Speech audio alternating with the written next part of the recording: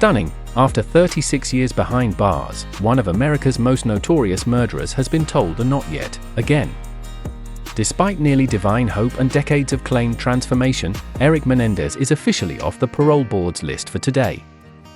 Stay tuned, this is the breaking development fans of true crime and justice systems are buzzing about. I'm bringing you today's headline-making update. Erik Menendez, one half of the infamous Menendez brothers, has once again been denied parole, this time by California's Board of Parole Hearings. This is the first hearing after their resentencing earlier this year, which briefly opened the door toward possible freedom after decades in prison. But that door has slammed shut, for now. After serving nearly 3.5 decades behind bars for the brutal shotgun murders of their parents in 1989, Erik's hopes hinged on the resentencing in May, which shifted his sentence from life without parole to 50 years to life, granting eligibility.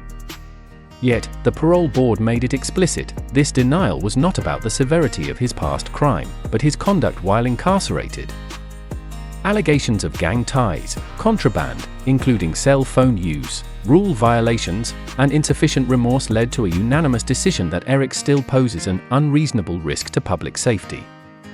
In a marathon hearing, Erik delivered one of his most introspective accounts in years, chalking up his moral struggles to his upbringing while also speaking on faith, sobriety, and efforts to reform since 2013.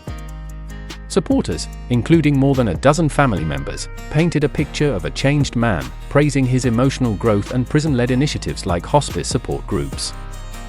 But the board, led by Commissioner Robert Barton, wasn't convinced. In Barton's words, "You have not been a model prisoner, that's disturbing. Two things can be true, they can love and forgive you, and you can still be unsuitable for parole."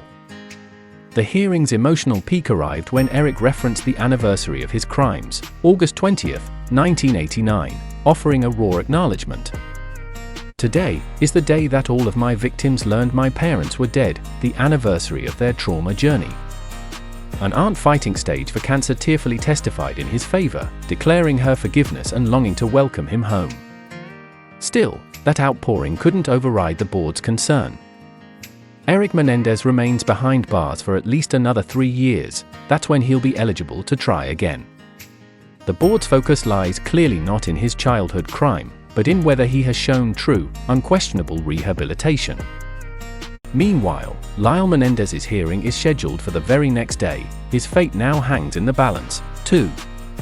This ruling also brings renewed attention to the Menendez saga, thanks in part to renewed media interest and portrayals. Want to voice your verdict? Drop your thoughts in the comments. Should Erik get another shot at parole in 3 years, or does this denial ring just? Don't forget to check out our next video diving into Lyle's hearing and whether his chances differ, coming up next.